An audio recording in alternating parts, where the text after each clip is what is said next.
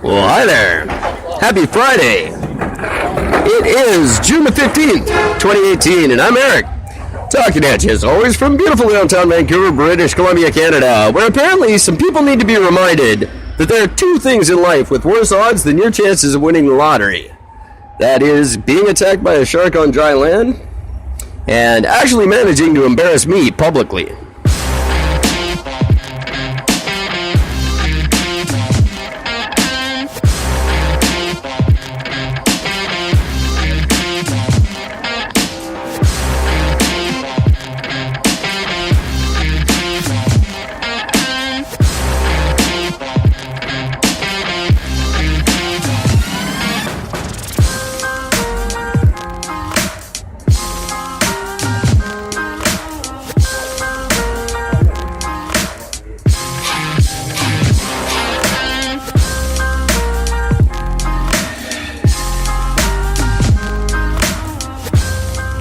It is a lovely afternoon in the very lovely downtown east side of Vancouver.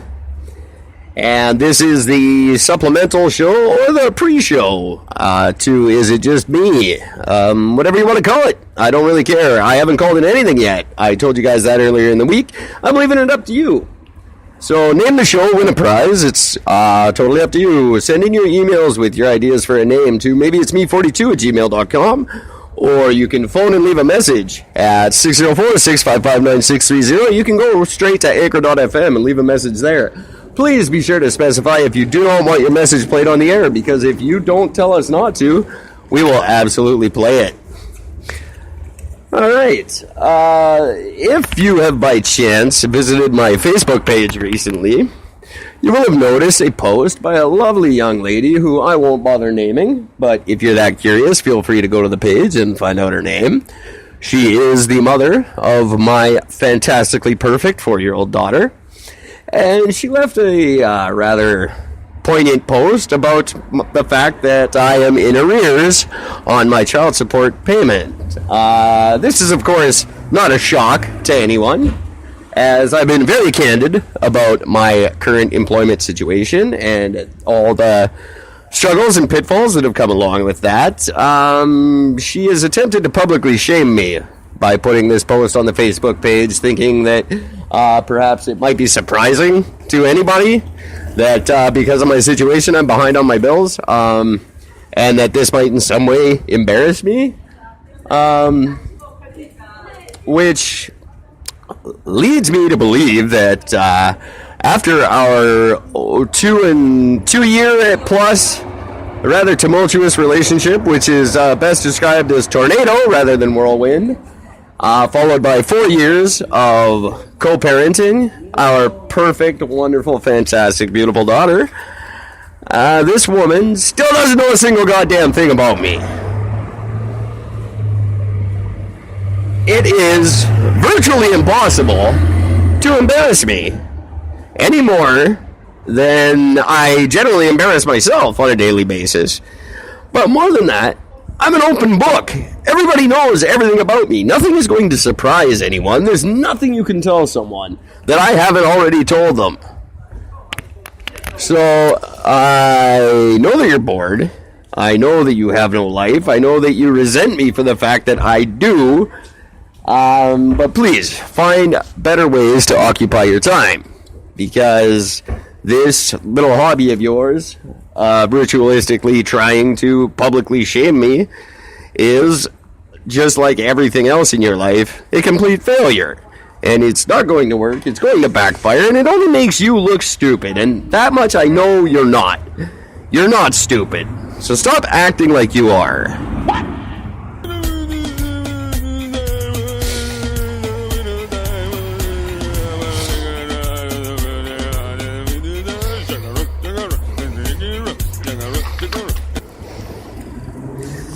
That leads me into... bear with me here, I'm not sure what I wanted to discuss next. My name is Jeff. I believe it was the first annual Downtown East Side Memorial Street Hockey Tournament and Barbecue, which is happening when? That's right, tomorrow, everybody. Finally, it's here. Are you as excited as I am? Oh, I bet you are. First annual Downtown Eastside Memorial Street Hockey Tournament and Barbecue kicks off at 9 a.m. tomorrow morning with a pancake breakfast for everybody in attendance. Followed by probably the most exciting thing to happen to hockey since Don Cherry figured out how to say Patrick Waugh. 4-on-4 co-ed action. At least one member per team has to identify as female. And personally, I would like to see an all-female team out there kicking everybody's ass and taking home with them the Memorial Cup and the $125 cash prize that goes along with it. $75 prize for the runner-up, and both teams get a year's supply of in-your-face suckers. So that's a nice prize. Everyone else gets to go home with the memory of a fantastic day of asphalt hockey action, followed by a barbecue for everyone who's still there in the afternoon, and a remembrance ceremony hosted by Pastor Al and joined by some community elders who are going to help us remember some old friends and hopefully make some new ones while we're there. So that is tomorrow, Saturday, June 16th at 9 a.m. at Hastings Farm, 58 West Hastings Street in beautiful downtown Vancouver, British Columbia, Canada. The first annual Downtown Eastside Memorial Street Hockey Tournament and Barbecue. If you're not there, we might just cancel the whole thing and blame it all on you. All right. Okay.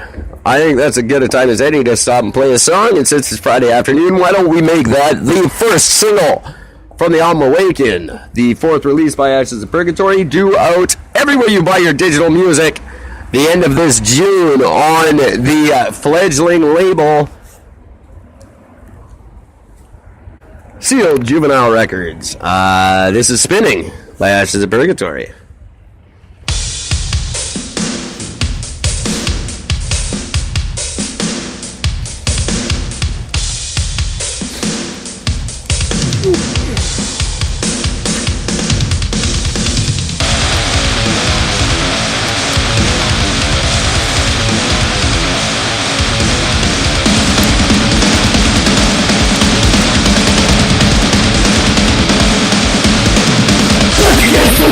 Nothing left to see. The crack of all the fall. The racing misery. Stand up.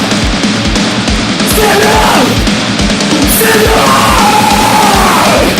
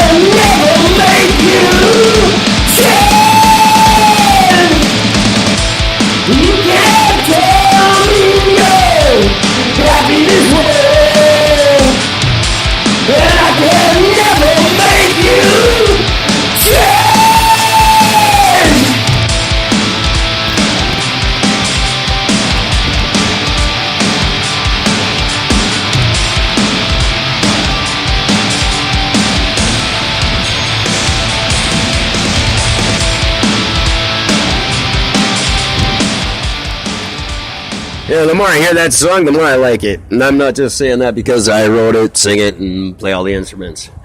Spinning by Ashes of Purgatory from the new album Awaken, coming out this June on a fledgling record label from here in Vancouver called Sealed Juvenile Records, a working branch of the Champion Tree Entertainment Company.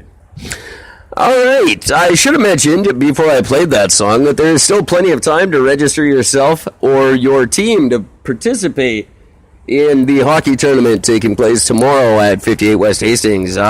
So you can call Doug at Insights or go to my website, ericbennett.simdiff.com, and register your team there or yourself, and we will assign you to a team. I, of course, won't be playing in the tournament because I am still nursing a rather severely sprained ankle. I will, however, be there podcasting all the action and recording some highlights and interviews to be on YouTube later.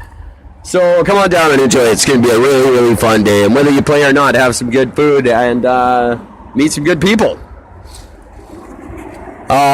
Speaking of the downtown east side, it's no secret that there are a lot of people there that are less fortunate than others. Which brings us to the topic du jour, which Gordon and I will be discussing at length this evening.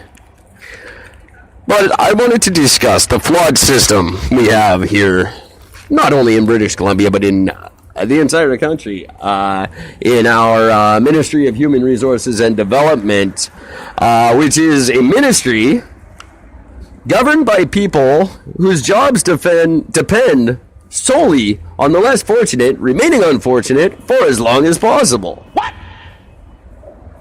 If these people actually assisted anyone who've met with hard times and are struggling to climb out of their current situation, they'd ultimately work themselves out of a job. So not only is there absolutely no motivation to assist anybody in any sort of meaningful way, the idea runs totally contrary to these people's own welfare. What? So where is the incentive for anybody working in this ministry to actually do what they claim to be doing? The reality is it's non-existent, and in fact it's beneficial to them not only to maintain the hardship of those currently chained to their system, but to actively pursue new opportunities to increase the number of us dependent upon the fraudulent system. My name is Jeff.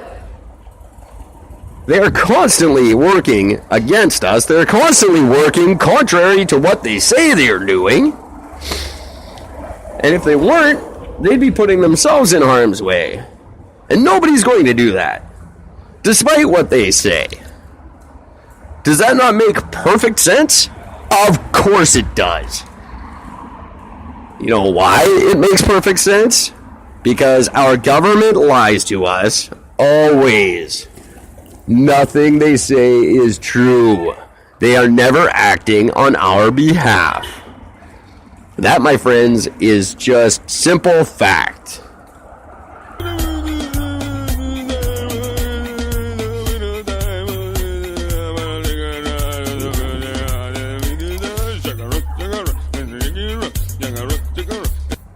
So what do we do about it?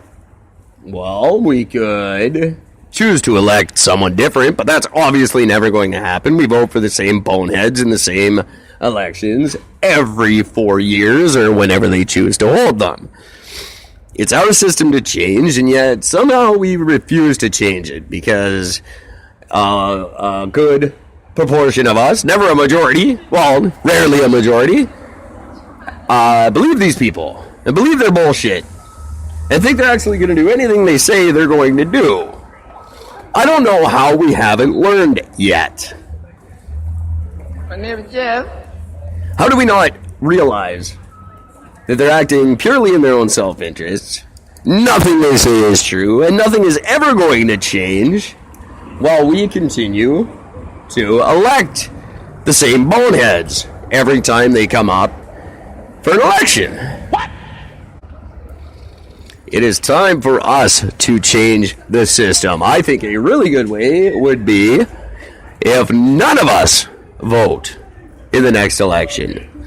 Let's have the three parties stand up there and count the three-way tie, one vote each, for each of the morons who are lying to us.